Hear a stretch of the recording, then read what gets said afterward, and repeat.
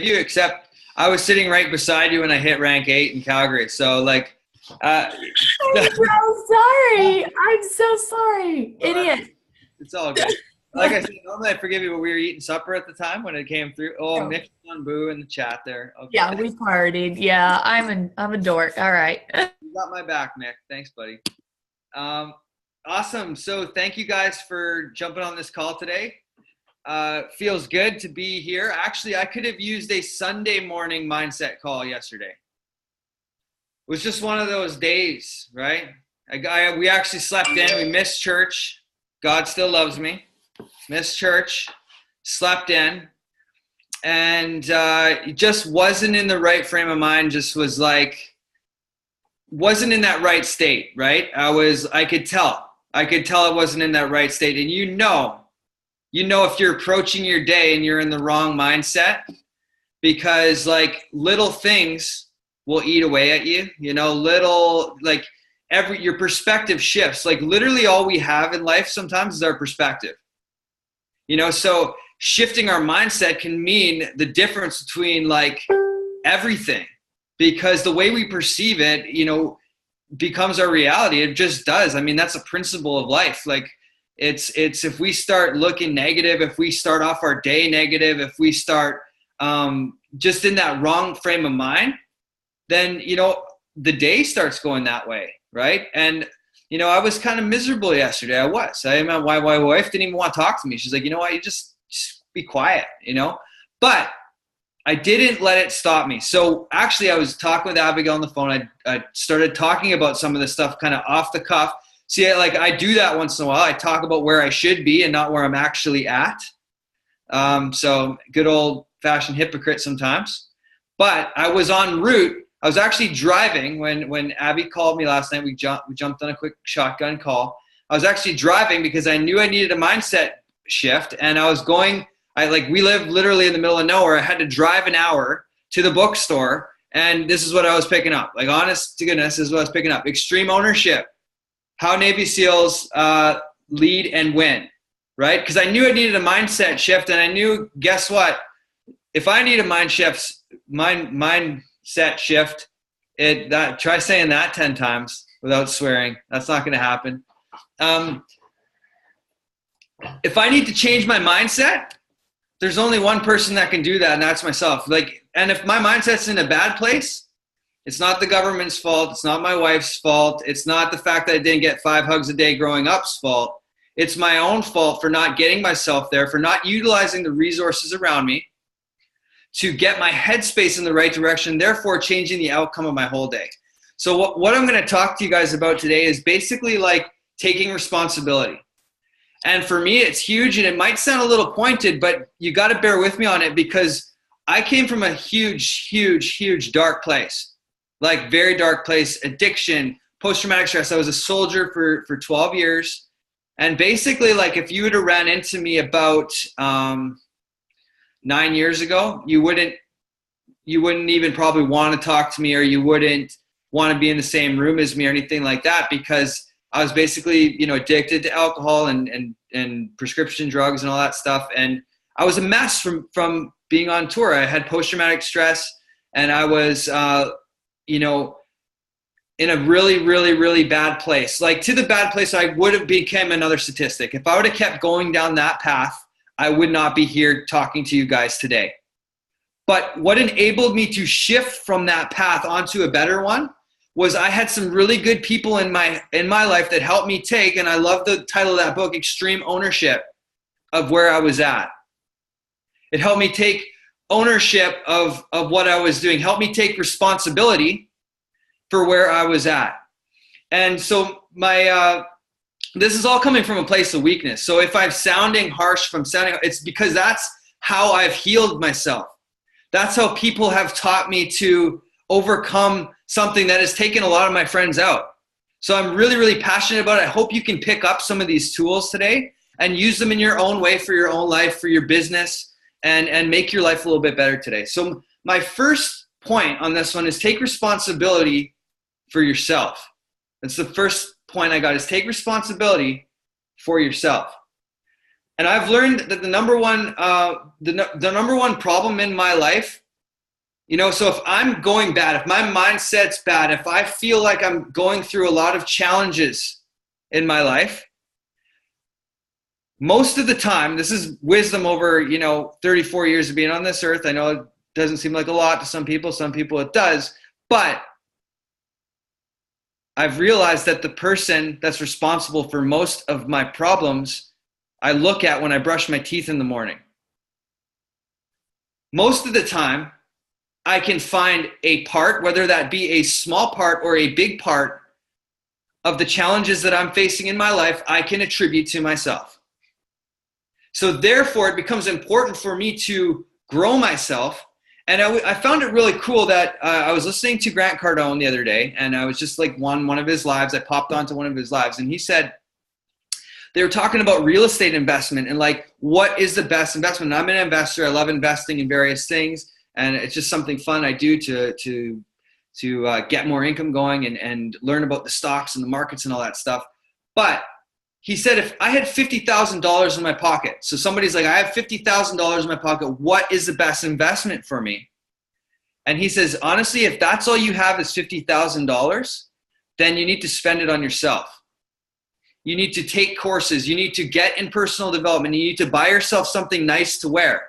Because we're always looking for something or someone to make our money for us, to be successful for us, to make our life better, right? When in reality, it's the person in the mirror, right? So this taking responsibility has like two aspects to it. Yeah, you're responsible for where you're at, whether that be positive, whether that be negative, but you're also responsible for where you're going, right? And so if you got $50,000 in your pocket, if you got 1 hour a day, then I suggest you work on yourself. And how do you do that? You get connected with some resources like I did yesterday. Like I drove an hour to get a book, right? I could have got it on Amazon for a lot cheaper. I could have saved a lot of money. I bought 2 books and it cost me like $100 or something like that yesterday. And I could have got it for cheaper on Amazon, but I would have had to wait 3 days. And I didn't want to go through 3 days of having a bad mindset. So the $100 or the extra money that I paid for this book was absolutely worth the cost of shifting my mindset and getting back on track so I can be productive and I can kick some butt in my business, right? So what I would challenge everybody to do is just, how are you spending your time? Are you actually working on yourself? So many of us just spend our times like, we'll go as far as we can in business. We'll push. We'll hit a wall, and then we'll look to justify where we're at, or we'll blame somebody else, or we'll, blame the product, blame the company, blame our upline, blame, and in reality is we should spend a little bit more time working on ourselves. I mean, it's not glamorous. Like sitting down and reading a book is not glamorous. We're full of a generation that wants to be the rock star. Like, you see a guy like Grant Cardone on TV, and then I see like 30 other people trying to be like him, right? But the issue is he's put in the work to be where he's at. He's taken responsibility. Like if you listen to his story, it's amazing. Comes from addiction, comes from all that stuff. And he spent a lot of money and self-investment, right? And invested in himself and really took that seriously. And that's how he got there. It's hours and hours of personal growth that's undergraded this great man. And I mean, one of my mentors, early on when I started this thing, he called me out. I went and flew out to his place. I invested money again. I wasn't going to grow. I wasn't going to this guy's place to grow my business. There was no business for me there. I literally got on a flight and rented a car so I could spend time with a mentor. And he taught me this one simple fact. The one simple fact is anybody can achieve success, but it's character that helps you sustain success. Right? And so that only comes from growing yourself. That comes from, spending time with God. That comes from getting your mind right. That comes from personal development, working out. Like that's part of it as well. I mean, I trained people for a lot of years. I've heard every excuse in the book for people not getting results. Literally every single excuse in the book, right? But in reality, here's the reality is that they weren't putting in the work that they needed to do to get where they wanted to go. And it was their fault. It was mostly on them, except for these rare, like 1 in a million circumstances where there's some kind of medical condition or something like that. the ultimate responsibility comes on where we're at. So if we're not happy, like this is the little part of the exercise thing that, like, if we can go from this call and say, we're not happy with where we're at, if we want to go somewhere else, the first step to that is owning where we're at. It's owning where we're at. Second point I gotta pull up my notes here somewhere. I'm not a note writer, so like when I write them, it actually throws me off. So it's funny, but take responsibility for those around you. Point two, this is countercultural, by the way. This doesn't, because it's hard enough to take responsibility for yourself, isn't it? It really is. So what if you want to have extreme ownership? What if I say that you take responsibility for yourself? There's a verse in the Bible, whether you're a believer or not, a little story in the Bible that's real cool, and it highlights this fact. And it was like these two brothers. Everybody knows it. That's why I'll bring it up. And even if you don't believe, you can get some truth out of this. And that is, there's these two brothers, and one was jealous of the other. And so the one that was jealous killed the other brother. And God comes to this kid and says, where's your brother? And like, it's kind of weird that God asks questions he already knows the answer to, but if you know God, that's how he works. And basically, he answers this famous answer, and it says, am I my brother's keeper? And the cool thing is God doesn't even bother to answer him because the answer is assumed. It's yes. Here's the crazy concept. Maybe we are responsible for the people that are around us as well. Maybe some of our success hinges not only on our ability to take responsibility for us, but to take responsibility for the relationships that we have. And I'm not talking about I'm not talking about like taking responsibility for someone else, their direction, their choices. That's not what I'm talking about. That's a different type of responsibility. I'm talking about taking responsibility for our role in their lives. Right? Our role in their lives. This business is a blessing because we get to associate with so many people. Like, how cool is it that we are on a call right now with 53 people under the sound of my voice, many more on the recording, right? And some of you, I don't even know you, and I'm in your living room right now. What a blessing that is. Like, if I was to take that responsibility lightly, I would be doing everybody on this call a disservice. Okay? I would be really doing everybody a disservice, and I would be doing myself a disservice too, because I would be not taking responsibility for everybody around me, right? And I really believe that a key to going forward in life, in business, in relationships, is taking responsibility. There's this cool prayer in AA, which is part of the recovery community, that says, God, help me accept the things that I can't change, the courage to change the things I can, and the wisdom to know the difference. Well, what I'm trying to do here is show you guys the difference, that we can own our side of the street. So even if you have a conflict with someone, even if you have a conflict with someone and that other person is super nasty to you, which sometimes happens, we live in a world that happens, right?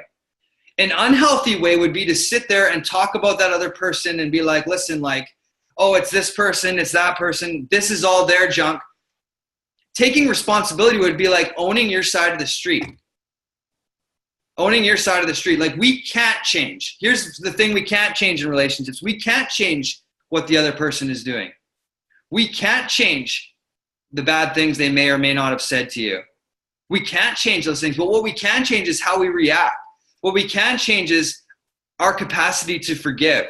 What we can change is the way that I wake up in the morning, and am I going to let the rest of my relationships be affected by something negative that someone has said to me in a moment, right? That may or may not have been meant to have the effect that I'm letting it have on myself. When we start changing our language, when we start changing the way we view the world, we start taking the power back. And that is the power in taking responsibility. People like this culture, this generation, views responsibility as something heavy, something weighty, right? But when I started doing this and looking at it, I started seeing the freedom that actually comes when you take responsibility, because you get the power back. All of a sudden, you are empowered again. You are taking back the power from people, things, circumstances, and putting it in your own pocket and owning your day. And you can wake up in the morning and say, I'm going to crush this day. And you can do it with absolute certainty, because guess what? Who's in control of your day? You. Who's in control of your relationships? Me, in part. And I'm going to own it. And when in doubt, here's the cool thing. When in doubt, assume more responsibility. So that's something that a mentor taught me in the military. I spent 12 years in the military, learned a lot by working with guys in close quarters and combat. I was actually in combat a lot of times. And one of my best sergeants wasn't somebody I looked up to in all areas of life, but in combat I did. And he said to me, when in doubt, take more responsibility. So if there's ever a doubt whether you should or shouldn't take responsibility, take more responsibility, not less. That's just a little hack that I've learned. It serves me well. And yeah, so the last point I have, and then I'm going to kind of close with this. I didn't want to be too long today, is own your own vision. Take responsibility for your own vision, your own why, right? Your own why. So if you think about it for a second, all of us want to be inspirational, right? And this is one of the things that I find lacking on social media these days. Every single one of us wants to be super inspirational. We want lots of people to follow us. We want to inspire like hundreds of thousands of people. We want followers. We want likes. We want all of that stuff.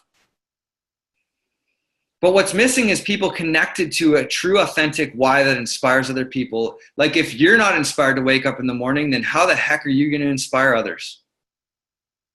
Who the heck is going to follow you if you're not motivated by something that gives you goosebumps when you think about it? And this is a huge missing part in our generation. Like honestly, like we missed the ball on that one. Because we are flooded with the information age. I think this is what happens. We really don't get time to reflect. We really don't get time to turn it all off, to get quiet, to look under the stars without headphones on, without a screen in front of us. And just think about why we're here. Think about how short life is. Think about your kids growing up like they're never going to be this age again, ever. You only get one shot at every single moment that you have with people. There's people that you get to talk to in this business that they may not last till next Christmas. And you have a chance to bring a little bit of life and a little bit of light to them. But the only way that you can do that is if you're connected to a why that's bigger than you. And your why has to be bigger than you. That's one thing I will say. I'm reading another book right now by a guy named T.D. Jakes. Anybody here T.D. Jakes? Get some hands. He talks about wildly inspiring goals. Like you want to hit a home run in business, it has to be bigger than money. Has to be bigger than stuff, right? And we talked about this on our team call the other night in Canada, and it's like I pulled a point out of another book. It's like by another Navy SEAL guy, and it was How to Make Your Bed in the Morning. And he talked about his training in Navy SEAL camp. And he said the title of the chapter was, "It's not about the size of your flippers, it's about the size of your heart." Because he was contrasting these great big jack guys in training camp, in Navy SEAL training camp, and then these little guys with these big hearts that were kicking their butts. And I'm betting that those little guys had a why that was motivating them. How big is your why? You can't fake this, by the way. This is not superficial Facebook whys. This is not like, I'm just going to talk about these inspiring things, regurgitate something. This is something that you physically have to feel. You should physically be able to feel. If you get quiet at night and you think about what you hope to achieve, like what does your life look like when you're thinking it in terms of making an impact for the few years that you are given by God to live your life on this earth? What is it? People can see it. People can see it, and more of it gets revealed over time. And this is what happens is people will follow you if your vision is inspiring enough. If you want to be a leader, you need to get connected with your vision. And if you're disconnected from it, you should make it a priority. I would challenge you not to even turn on your cell phone and text another soul until you figure out what it is that motivates you. Because I'm telling you right now, that is where the magic happens. The magic happens when you get connected to something bigger than yourself and you move towards that with a certainty, and you are leading from the front. You are truly leading from the front. So that is basically all I have to share today, guys. I don't want to drag this on. Love that you guys are all on here and that we can contribute like this as a team, as a family. And yeah, that's it. That's it, Abby. Awesome. Nate, thank you so much. Guys, so much time and preparation is going to go into these Monday mindset calls. And I just really challenge you to, reach out to people that you've made a part of your community and your tribe and get them on here so that they can, be blessed by this. So I know there was work that went into that. So be present and be intentional and really try and make this 11 o'clock Zoom your priority. And just going on through the week to let you know, tonight we have our State of Play call. Your Prove It Pulse is your lifeline to figure out all the information and calls going on. On Tuesday night is the Prove It Review call. If you're a COC, we have a private COC call before then. On Wednesday, we have what we call our Big Tribe call. And Brian James typically leads that. It's a different Zoom line. On Thursday, we have our small tribe calls. This is a mid-tribe call. All right, I'm explaining the language. But on Thursday, it's small tribe calls. And that's where your nearest COC should probably be leading a Zoom call at this 11 o'clock spot. So you want to find out who that is. And if they're not leading it, find the next COC and get in on one of those smaller, more intimate tribe calls on Thursdays. And then on Friday, we're back in our big tribes with what we call a COC profile, where you get to hear somebody's story and testimony, and it's very inspiring.